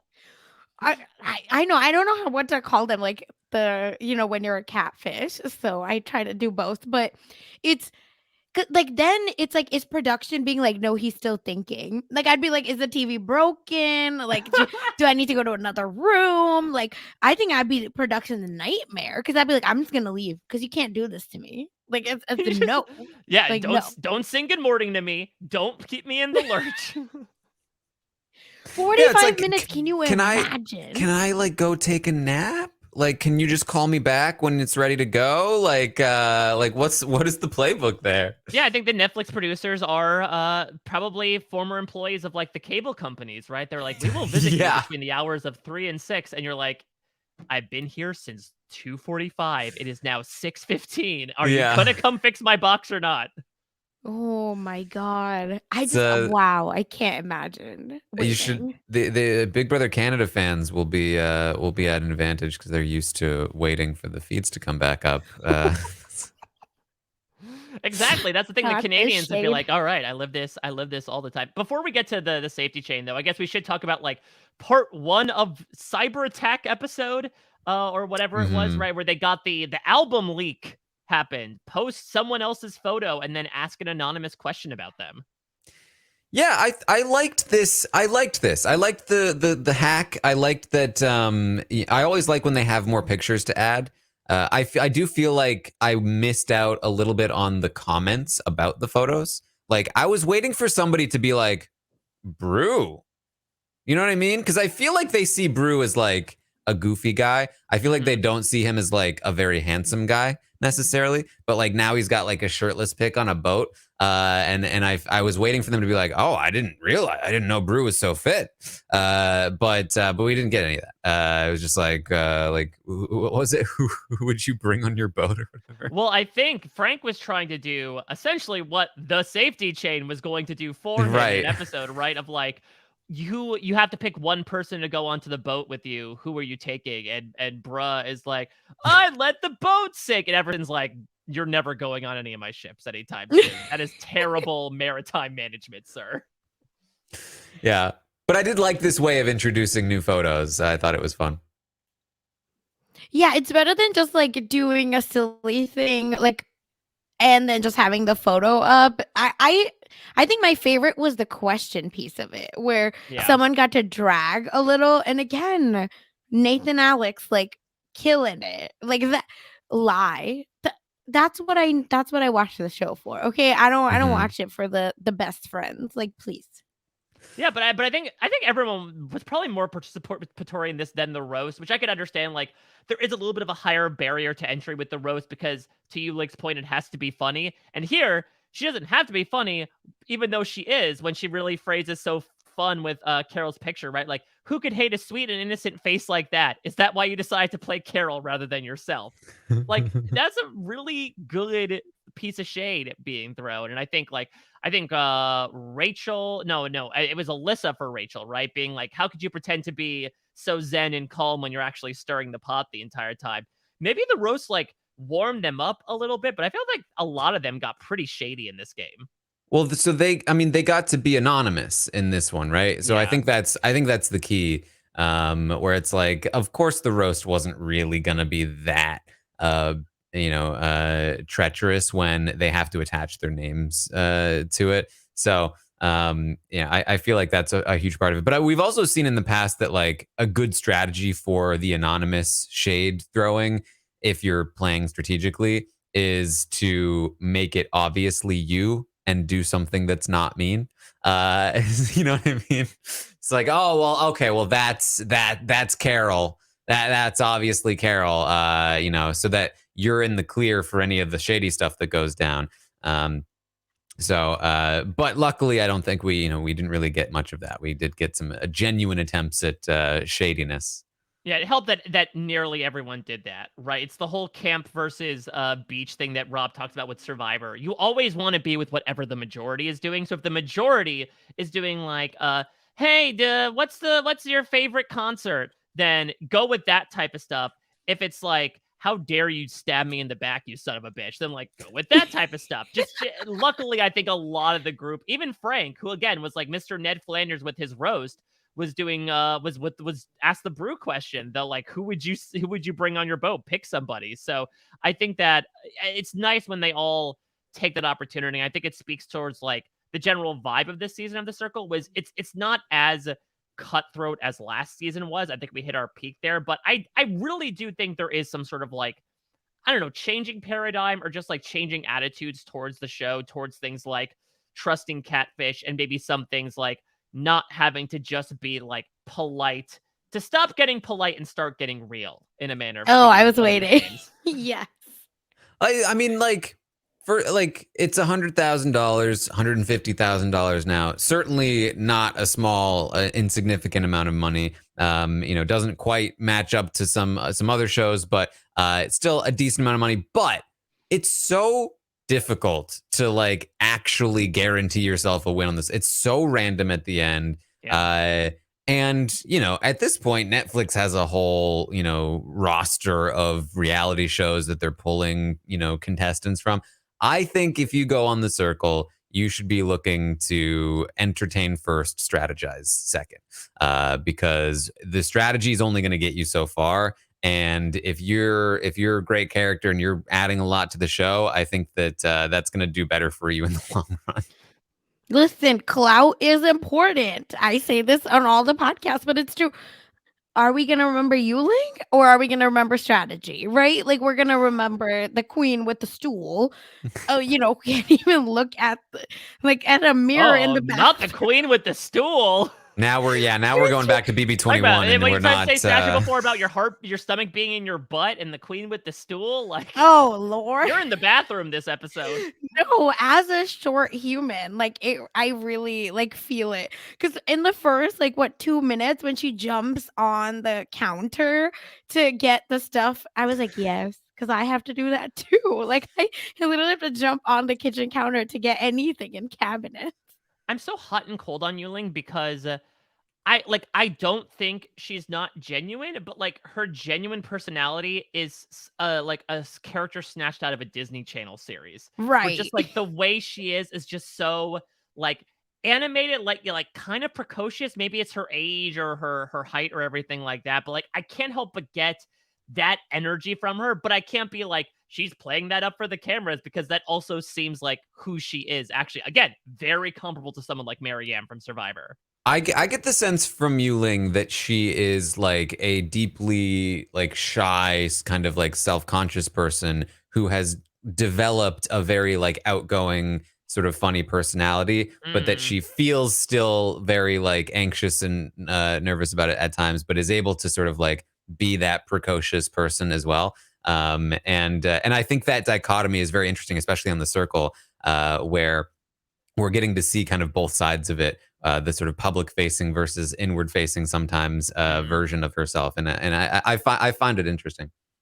Yeah, that is interesting, right? The idea of the introverted extrovert. I think that's becoming more and more of a thing now that we're interacting in so many different ways nowadays where you can be completely open and all over the place online and then like you meet someone in person like they are very much to themselves and like Hmm. it's somewhere in the middle of that area and I can very much see that. And it's so interesting considering that again, we see her just so kind of like brazen down to the color of her hair in her talking to the screen, but then we had this initial first batch of episodes when everyone's like, you need to come out of your shell. It's like if you saw what she was doing, climbing on that whole ass counter to get to the top shelf, like she does not need to come out of her shell anytime soon. Hmm. Yeah, that's what I think. But yeah, and I think that's what is interesting because she shared with Brew, right? Because that was part of Brew's roast of like you're never gonna live up to your mom's expectations. So it seems like there was a lot of stuff like that at home and a lot of, I'm assuming, internalized like I'm too big or like for this Asian family, right? Versus like, oh, but the Mm, world is telling me to be this way. And Hmm. so I get it like as immigrant family, like I know that my mom, yeah, it's very much like my mom is like, what do you mean you're podcasting and like telling your business like online? Like what? Like this makes no sense. Like how is this okay? So I understand it's really hard because you have to like then play you're like two characters basically. Like at home you have to be one, or home. When I say home, I mean like family and all of that. And then when you're with like your friends, you're sometimes a different person or like your true self, right? Either or. So it's a struggle, man. It really is. So no, I I feel that for you. I do think one of my favorites from the roast was Alex's, that your mom is going to be really disappointed in you when you bring me home to her. I thought and that was again, good. that was good, but that does not scream 22-year-old to me as No.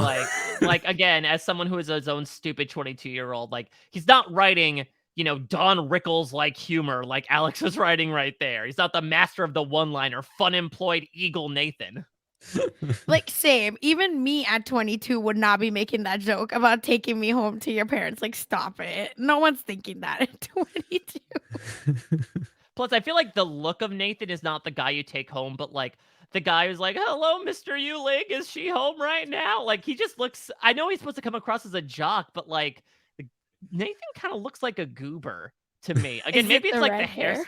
It might be the red hair, and it might be like the floofiness of it. He kind of looks like a Weasley child, and so that's just the first thing I jump to is like, okay, he's Ron Weasley. Like he's Ron Weasley who golfs on occasion. Okay, he's not that. He's not much of a jock to me. He to me he's kind of like the like Stu, like from Scream, like Okay. the like, yeah, he's still like in the jock department, but he's very definitely goofy, definitely like gonna be like kind of the wacky character. But he does know what an eagle is. Did either one of you know what an eagle was? Nope. I wouldn't. Absolutely I not. would not have known. I think I would have been in the same boat as Alex, where like I I knew at one point in my life, Mhm. but I would not be 100% sure off the top of my head. Where I'd be like a little bit nervous about like I'm pretty sure it's 2 under par because a birdie's 1 under par. But what if it's 3? Like I would have been like, oh, that's it's a close one. Yeah, it would it I mean, so I am someone who grew up, my hands have calluses on them from playing Mario Golf Toadstool Tour so many times on my Nintendo GameCube. And I'm from Connecticut. And if there's like two things that's intrinsic in my gray matter of my brain, it's boats and golf, just without even participating in either one. So yeah, I knew birdie is 1 under par, eagle, then albatross is 3, the very rare 3 under par. Some people might call it a double eagle, but they call it an albatross usually. See, there you go. I would not have known albatross. Yeah, I was like, what is a Pokemon? Like, please. I mean, it's a bird. It's not like I know. I Not got- all merit coming into my mention. What'd you get on that hole? I got the Zapdos. Yeah. Yeah, so sorry. It was a Pikachu, duh. Yeah, I got Pikachu on the whole double Pikachu. I mean, listen, if you want to get like millennials into golf, I don't know if millennials are killing golf, but like that's the way you do it. Make it Pokemon themed. Pokemon Listen, golf. I'm there. Yeah, you had Mario Golf, but what about Pokemon Golf? There was Pokemon Pinball, but I kind of wish there was where you hit a little Voltorb around. I think there could have been money in there. A little Pikachu. I'm sure there's a golf club shaped Pokemon out there at some point now. Yeah. Using a golf club shaped Pokemon, hitting a Voltorb into another Pokemon who's got a hole in it. Like we've got it. And then the 18th hole, right? That's the last one. Would be like Meowth. So it's the hardest one and like the coolest and one of one. I'm ready. There you go. Mini golf idea. All Pokemon absolutely. themed. I'm surprised there isn't one like in Japan right now of Pokemon Oh, there mini probably golf. is. I'm sure there must be Pokemon mini golf somewhere. I'm googling it. Planning the next know-it-alls trip. Is there anyone in the area? All right. So the safety chain. Yes. Let's talk about the safety chain.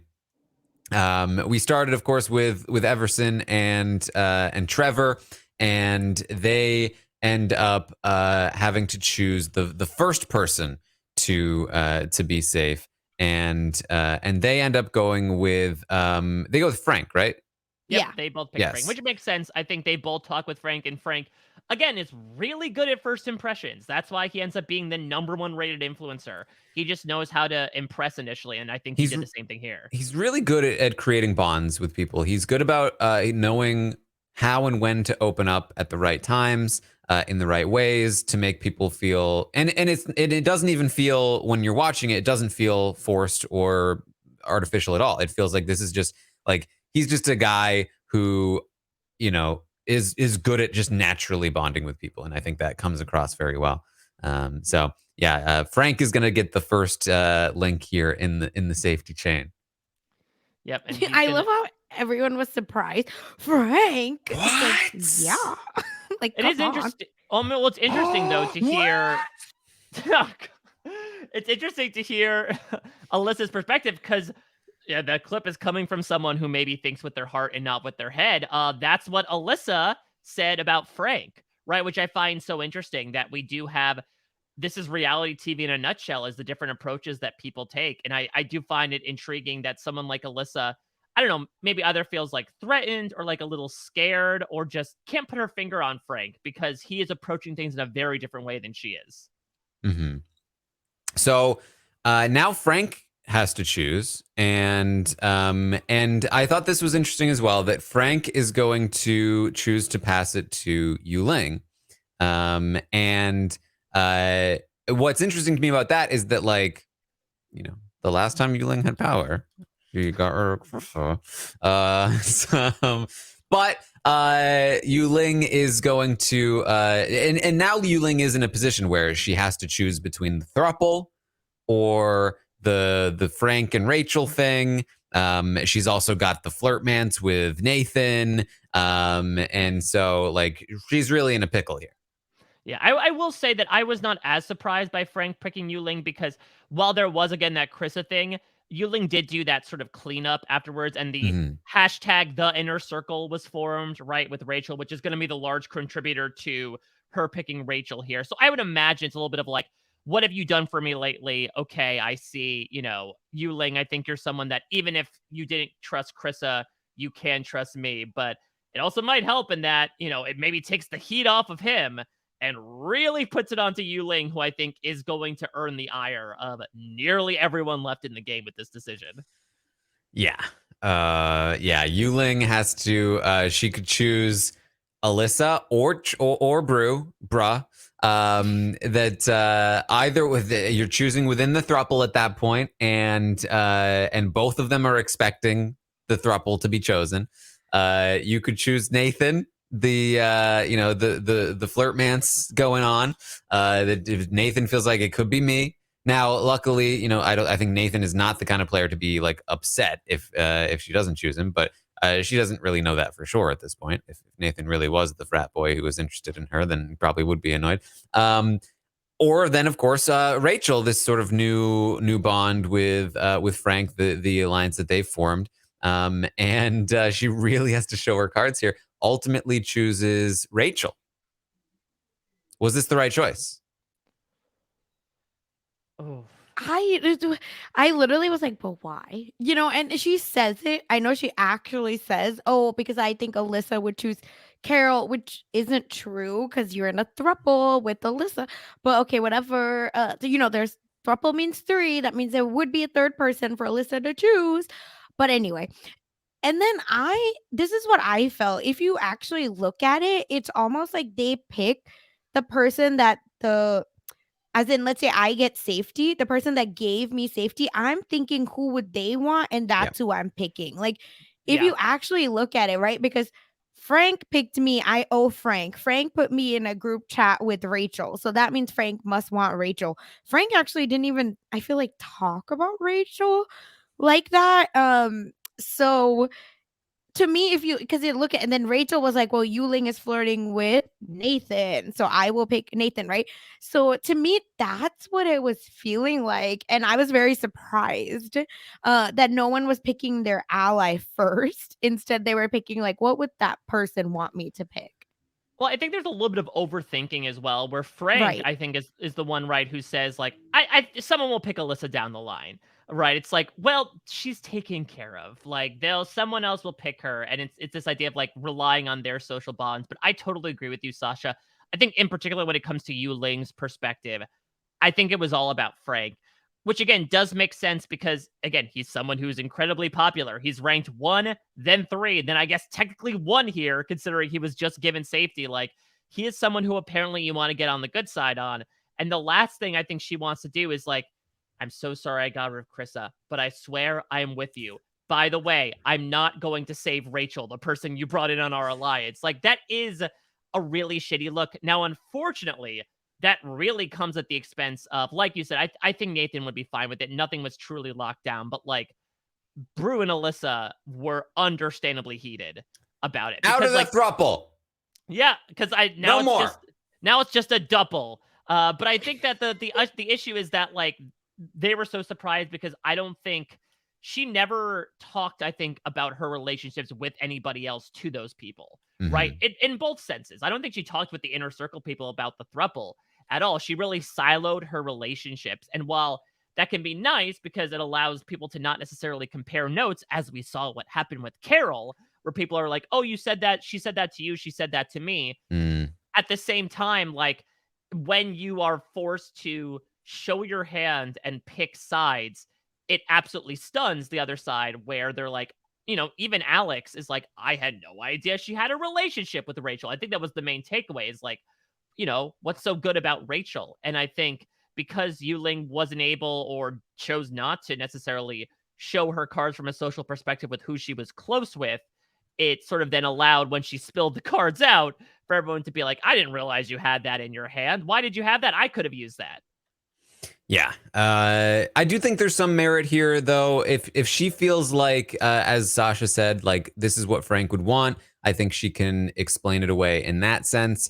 And I think there's also the idea that, like, at the very least, in terms of explanation, there's a reasonable assumption that if she doesn't pick Rachel here, Rachel might be the person that leaves. Very much so. If she picks Alyssa, and then Alyssa picks Brew, and then Brew picks either Carol or Nathan, like depending on which one, like that could be it for Rachel. So she may be thinking, especially if she has 40 minutes to think, that you know what, I might have to be the one to save Rachel here, and maybe Rachel will be very grateful for it. Yeah. This could be the equivalent of rating your allies low, right? This idea of presenting this image of you have nowhere else to go but to me, right? And it's this idea of keeping someone around who probably is weaker in the standings, not only can prop you up from a social perspective, but also hopefully effectively be someone in your pocket. Yeah. And so I mean, for that reason, honestly, for Yuling, I'm kind of hoping that, like, if I'm Yuling, I'm hoping that Brew chooses Carol. Yeah, I agree. Because Much now, less mess that way, yeah. exactly, now Alyssa can't be mad, and Brew also chose outside of the throuple, so you can even go to Brew and be like, yeah, that throuple thing was never working, was it? Like, like, but we can still work. So that would be ideal. But I mean, granted, given the fact that it apparently took him so long to decide, maybe this is a tougher decision. I thought it would be a pretty easy one, but who knows? Maybe Carol doesn't leave.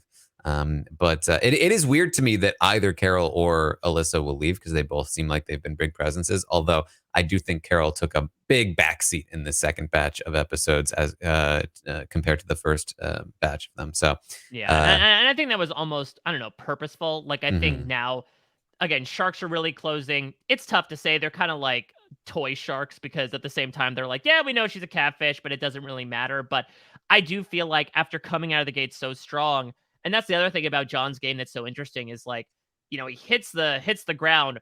Was he second place? And then he fell to, like, did he fall to last place in wasn't he tied for fourth with Yeah. Yeah. But that's with Brew? with Brew, but that's still second from the bottom, Yeah. veritably speaking. So, like, that's a rather large fall as well. And I think it just speaks to, again, that idea of presenting this personality of who you are, and whether it's the way you wield power or just like the more time you spend in there, the more time you get to talk with somebody, that first impression wears down a little bit. And especially if you're catfishing, it doesn't hold so well. I mean, the other thing about Brew's decision too, though, is like what you said about Yu Ling of like, okay, I'm off the hook because Brew, had a chance and spurned the thruple. Brew could theoretically do the same thing, right? He's like, well, Yu Ling sort of drew blood first by not picking from the thruple. I have a bunch of other relationships, including with Carol. Maybe I should take that as a sign that this thing wasn't a thing to begin with.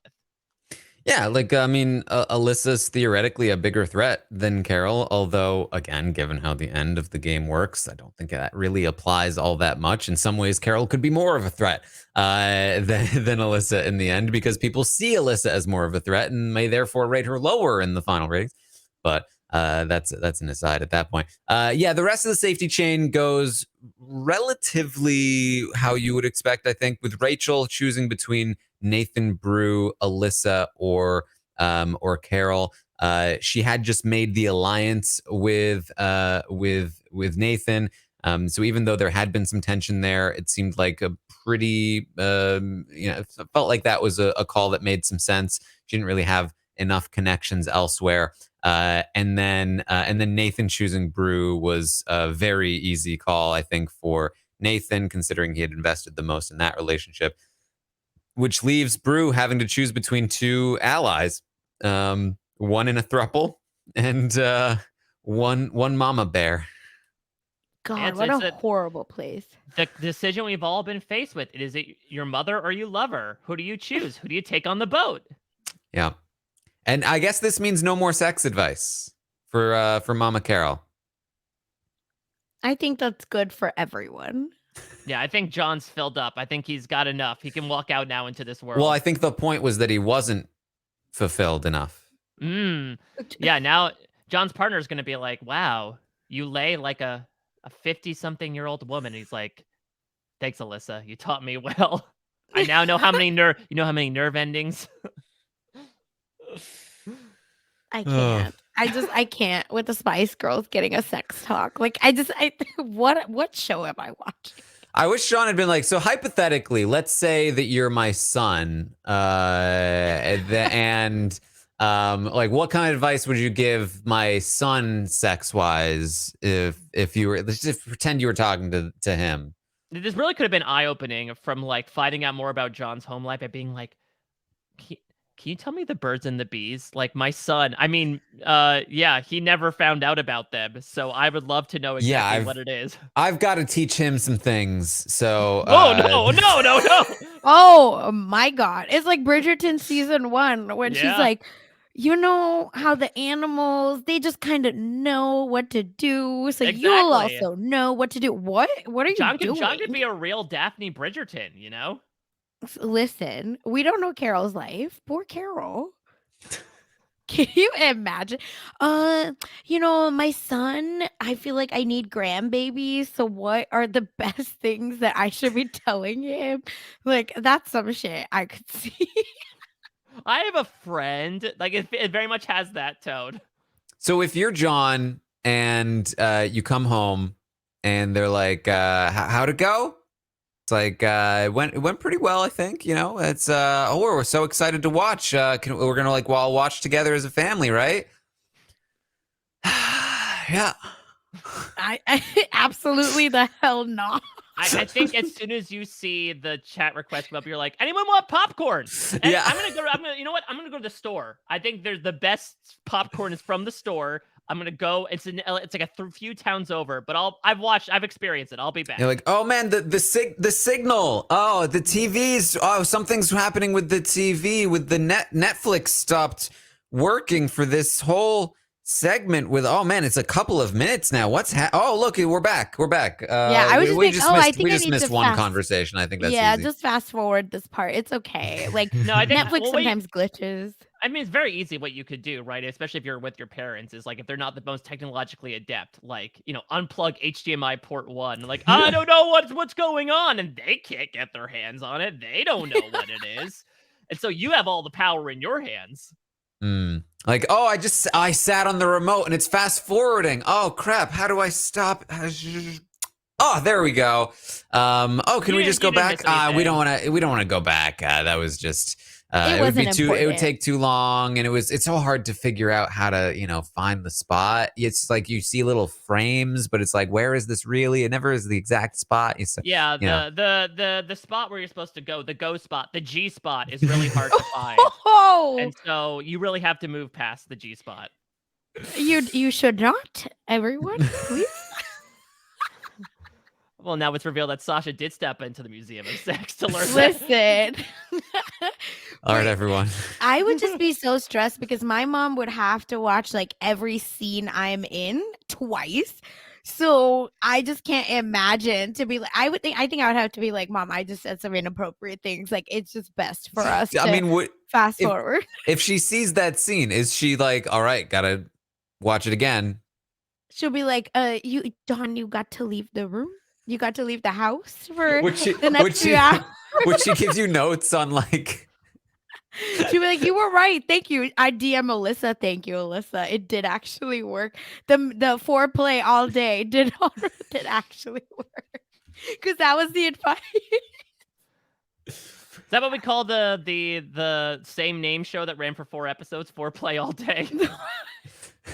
I mean, that's the nightmare, right? That John is the episode's on, and he's like, oh, here comes the part. Oh my god! And then it's on, and instead of like, I feel like what you're imagining is like everyone's silent and it's awkward, and it gets past, and nobody says a word about it, and nobody ever speaks of it. Like that's one level of awkwardness. The next level of awkwardness is that the mom and the dad both are loving it, and that they're looking at each other like, oh. That's a good idea. No. There, can you pause that, honey? We're gonna be right back, and you hear like the Spice Girls pumping up from above behind a closed door. 2 become 1. Yeah. No, no. Oh hell no. Oh my god. Might as well be a roast because it's getting hot in here. You go away, like you end up like coming back. Like you wake up in the middle of the night and you go downstairs and they're watching that part again. Yeah. And they've got like a notebook out and you're like, oh no. No, they have a giant whiteboard behind. They have the Alex board with all the pins and like the human body, just like strings connecting to other parts.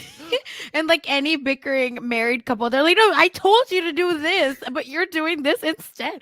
What did we say? And what did she say? Should we just call Alyssa? Yeah. Yeah. Honey, can you FaceTime Alyssa right now? We Yeah, need she's to- just great, you know? Did you have her number, actually? Just, I want to invite her over for a good Italian meal. Like, Yeah. let's talk through this. Now, even worse to that nightmare, the nighttime passes, and you just hear from the bedroom, good morning, and then Everson comes out in a silken robe. And them short shorts he had on, the Yeah, purple you're just like, short oh my shorts. God, how did this happen? I just wanted to play my mother in the circle. Now there's an Oh, orgy happening. God. There's another thruple happening next door. It's my parents and Everson. No, I think Paul showing up is the nightmare. Oh, Lord. Now I am a licensed marriage therapist. So. I brought my memoir with me. And they just like it's just like a I don't know. It's like a box of condoms. Like, here's my memoir. Please, let's go upstairs. Oh, God. Meanwhile, John might have another sibling on the way. Oh no. Oh boy! All right. Oh, God. I think that's all. And the baby will be named Bruh. We're bringing it full circle. There it is. There it is. We love it. That's the next batch of episodes for the Circle. We're full circle on all of it. So- Oh, God. We're going to get canceled. People are going to be like, never. No. Don't put these three on the considering that, podcast. so the first 7 minutes were spent on like, hey, who has the same name as you? The last 7 minutes were spent on like this like hellscape fantasy of John essentially like letting his parents get new tips to have sex, and then Everson gets the mom pregnant with real Carol pregnant with a baby named my Bruh. God. So it's Look, just like I a think- nice representation of the past 2 hours. if it happens, we look like prophets. Yeah. Call me next time. Yeah. I can't wait to tell which other parents are still having sex. All right. Well, Ooh. I will of course be back next week to talk about the third batch of episodes. I think how it works is that we're going to get another 4 episodes, and then the finale is going to be separate. Yep, Yeah. that's the way they're. So it's 13 episodes, 4 a week, and then episode 13 is going to be same day as the Survivor finale, May 25th.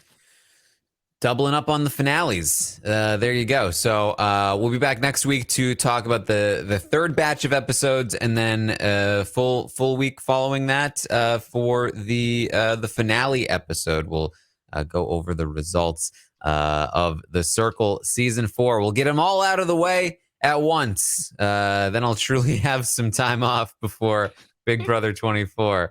Yeah, you'll get a nice like month, maybe even a few weeks, depending maybe. on when the cast drops. So Yeah. like enjoy that vacation, I suppose. And then who knows? So if they're planning to do 2 a year like they did last year, like I believe they've already filmed season 5. They're definitely already confirmed for season 5. So Oh my I would God. not be surprised if we get one in the fall.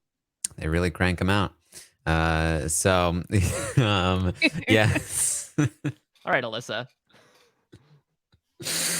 Oh God. What have we become? Oh, God. All right. Okay, we're back. Yes. So any final thoughts? Any final thoughts before we wrap up? Yeah, I mean, I think that this was a very distinct week from where things were last week in many ways. Again, I'll repeat what I said at the top there of how I like a lot of decisions with the game. And I think there are certainly some strategies going on and personal like philosophies that I find interesting. The cast in particular, again, is not like massively hooking me, but it's not like I'm exactly, driven away to watch these people in any way, shape, or form. So I'm hoping that the further we get away from like the Spice Girls or the safety chain, even as fun as it was, and the more we get to like, obviously we have what, like 4 or 5 people to get rid of in the next 4 How many people do episodes. we have left at this point? So since we haven't eliminated someone at the moment, right, we still have, I think, 10 people technically left in the game at this point. Yeah, we have 10 or 10? 9. 9. I think it's 9. Yeah, Oh. so we have to eliminate 4 people on the way to a final 5, assuming it's a final 5. So I'm hoping We got to get a go- double blocking at some point, right? Yeah, so Mhm. I'm hoping we get a bit quicker with it, which I think is going to cause people to be on their feet a bit more. I'll be intrigued to see Everson and Imani now how they fit, because now that immunity is going to expire, right? We'll see how they fit into everything. So I'm intrigued to see what happens, and maybe this will give more opportunities for like them to open up personally as well. Maybe we'll get some more of those sob stories that we really do love, and allow me to like personally root for some of these people in addition to watching them get to play on the circle. Yeah. Any final thoughts, Sasha? Yeah, I'm excited for Frank and Yu Ling. I really, want to see them grow a little bit more and hopefully make it to finale, because I feel like I'm in it with them. I really am. So I'm really excited, and looks like we're getting secret super influencer next week or next batch of episodes. So, I'm that is the one where I feel like it can get real messy, or someone can get really shady and anonymous. So Yeah, we can't saw wait what for these that. people did when they're anonymous and they're just given pictures to work with. Exactly. And now you can eliminate someone. I feel like Carol or Alyssa, like, again, I feel like back on the chopping block, either or. Yeah. All right. Well, that's what we have for you this week. Of course, again, we'll be back next week. Check out the Survivor coverage happening right now. I've got the Survivor Stock Watch going. Talked to Claire last night about the last couple of episodes. And I'll be back next week for the penultimate Survivor episode here in season 42 as well. And postseason Big Brother coverage is happening. I've talked to Herman and Summer so far. We've got some more interviews coming your way for the postseason here in Big Brother Canada 10. And check me out on Twitch, twitch.tv/Taran Armstrong, and on Twitter @ArmstrongTaran. Mike, what have you got going on?